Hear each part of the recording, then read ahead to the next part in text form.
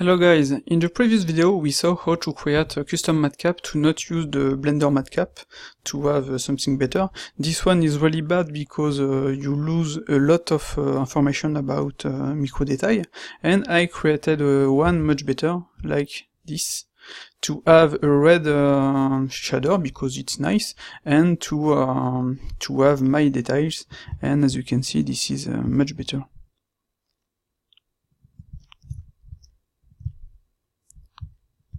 And to do this, this is the same as the previous video, but you can edit directly the matcap if you want. On this one, I have the same setup, an EBL, my principal shader, but in the compositing node, for example, I added a brightness contrast to have a better result. You can also, if you want, use color management, you can use the Filmic, etc., etc., to have something totally different. For example, I will use medium contrast, and I will just do this, and just render my image. So, we will see with the Filmic the result we will have.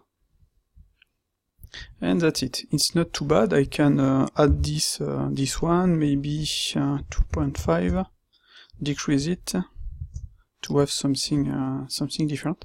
And as you can see, this is nice. On the EBL, you can also, if you want, edit the map with some nodes. For example, I use the asset management node to decrease the glossy strength and the glossy saturation, and to increase the light strength, etc., etc. You can turn your map, you can blur it if you want, and this is nice.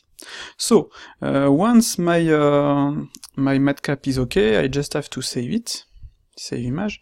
As you can see, I have a lot of tests, and on this one, and I will, make this and save it. On my other Blender, I will open my matcap, the last one, and I will have this result.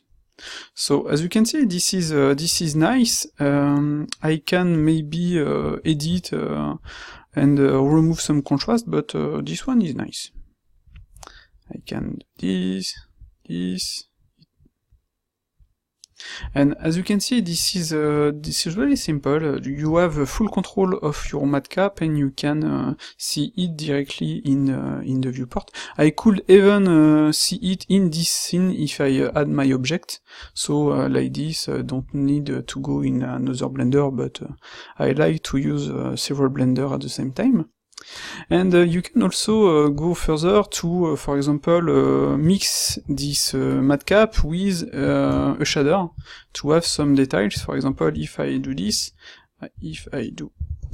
I will have a shader, because the Blender 279 has a good viewport. In the PBR maps, for example, will work, and you can have something nice.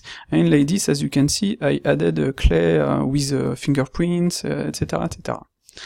And you can mix it directly with this to have something. This is light, but this is nice. Maybe you can find a better way, or play with the fact, etc., etc., but this is nice. I can increase the bump to have something between the shader and the matcap. And if I do this, and this, and this is not bad. In fact, in Blender 279 you can do whatever you want. You can also add some ambient occlusion, but the performance are are really bad. On 2.8 that will be much better. We will be able to add some SSS, better AO, etc. So for sculpting that will be really perfect. So that's it. You can edit your matcap directly with the Blender nodes, and this is nice, and you can have something much better than this. I prefer this one. You can also edit the map, add directly here, for example, color, use saturation, decrease the saturation, up, like this, or play with the hue, like this, the value, etc., etc.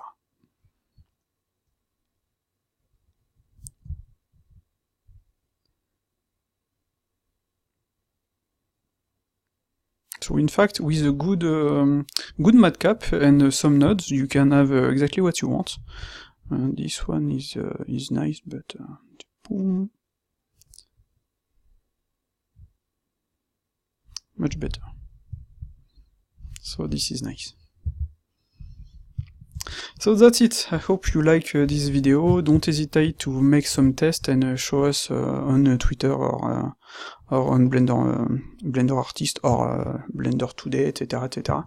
Your result, and I hope you can play with it as you want. And I don't know what to say more. Sorry for this. It's late.